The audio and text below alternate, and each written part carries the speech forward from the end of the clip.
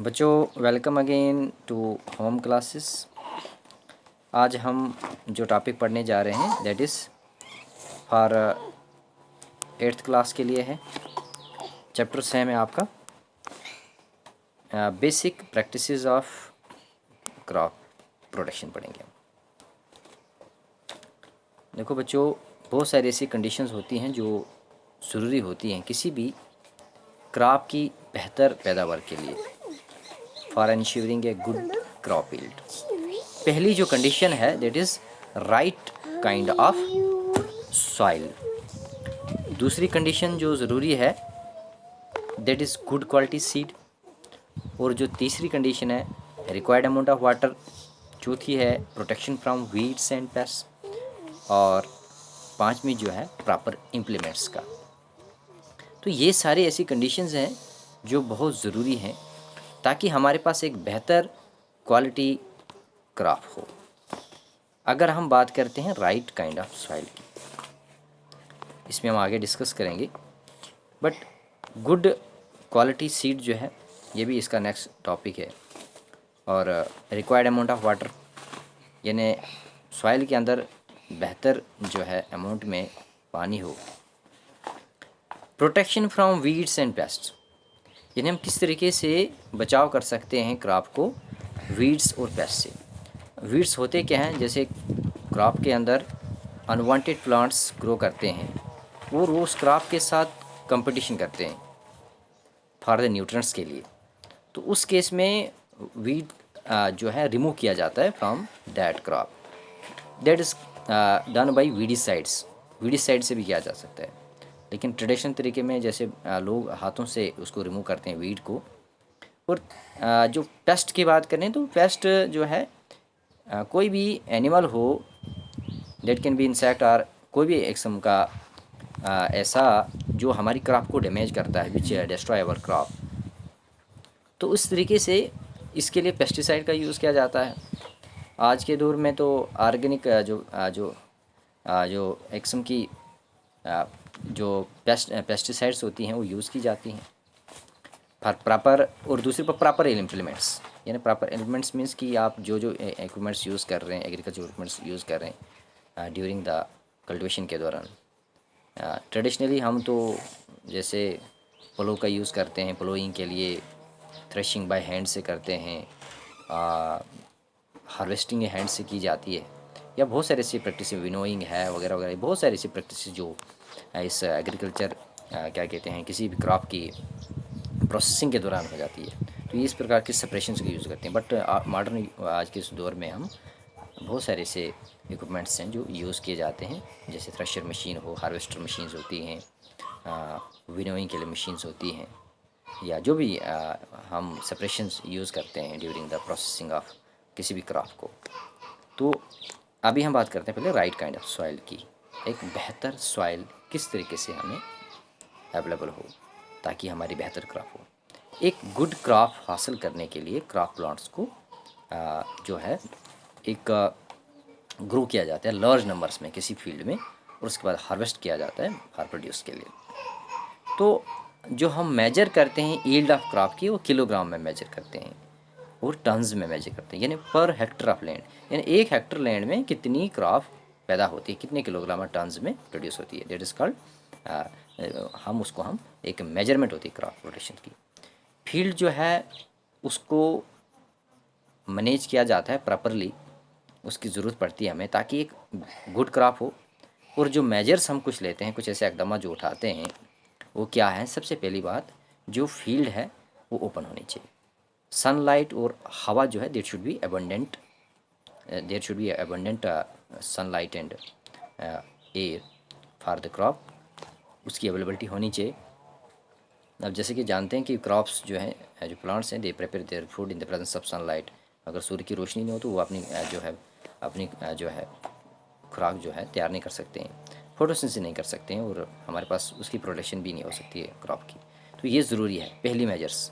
दूसरी मेजर हमारे पास क्या है कि जैसे स्ट्रे कैटल्स होते हैं, मवेशी हैं, या दूसरे कोई ट्रेसपासर्स होते हैं जो हमारी क्रॉप को डिस्ट्रॉय कर देते हैं, तो उनसे प्रोटेक्शन करना, तो उनसे भी बचाव करना।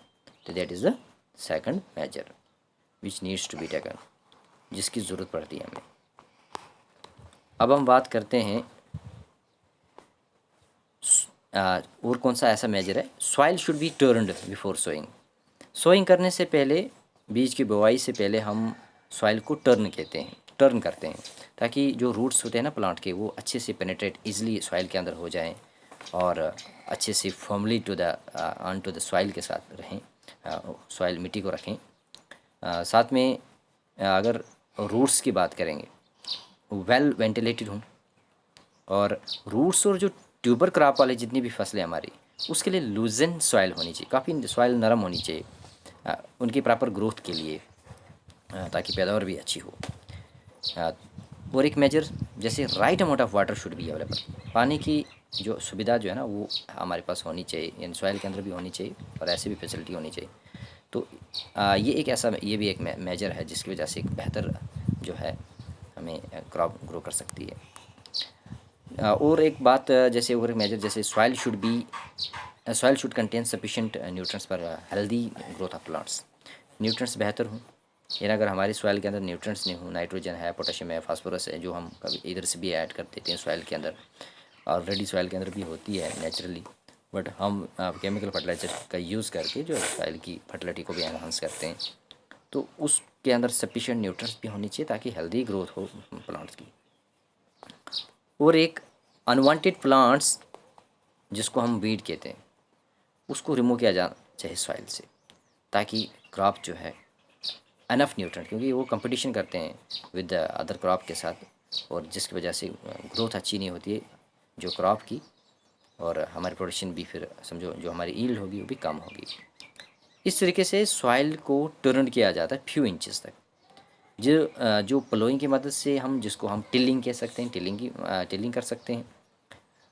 प्लोइंग के लिए सॉइल जो है वेरियस टाइप्स ऑफ जो उसमें प्लो यूज़ किए जाते हैं। उससे पहले हम बात करते हैं थोड़ी सी सॉइल, जो जम्मू कश्मीर में हमारी कितने प्रकार की सॉइल है। तो ये कलई लोम से लोम तक जो है, अगर इसकी देखी जाए, वेरी करती है ये सॉइल जो है 8 टाइप्स में क्लासीफाई किया जाता है उसकी प्रोडक्टिव पोटेंशियल के हिसाब से। सबसे पहले है ग्रोथी, जिसको हम सिल्ट सॉइल कहते हैं। दूसरी जो है बहल, जिसको लोम सॉइल कहते हैं। सैकल यानी सैंडी सॉइल। सर यानी ऐश वाली। डेजनलैंड्स, नंबल, पीट, रद्द, जिसको फ्लोटिंग सॉइल, और दूसरी कैरवा, जिस पे सैफ्रॉन ग्रो होता है।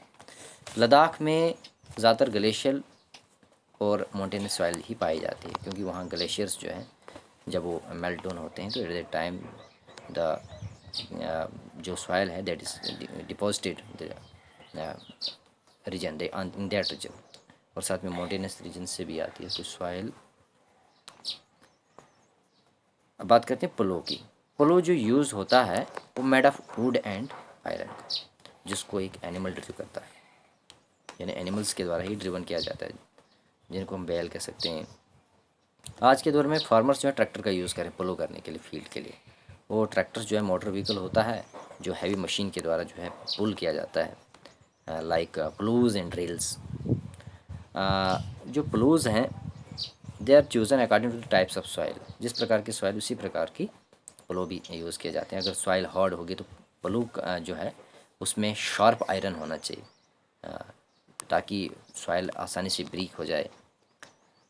जब सॉइल सूखती है तो वो थोड़ा सा बिग चंक्स में रह जाती है, तो उस केस में भी उसको फर्दर ब्रोकन डाउन किया जाता है, क्लोड क्रशर जिसको कहते हैं। क्लोड क्रशर की मदद से उससे हीट किया जाता है और उससे सॉइल जो है वो लूजेंड हो जाती है।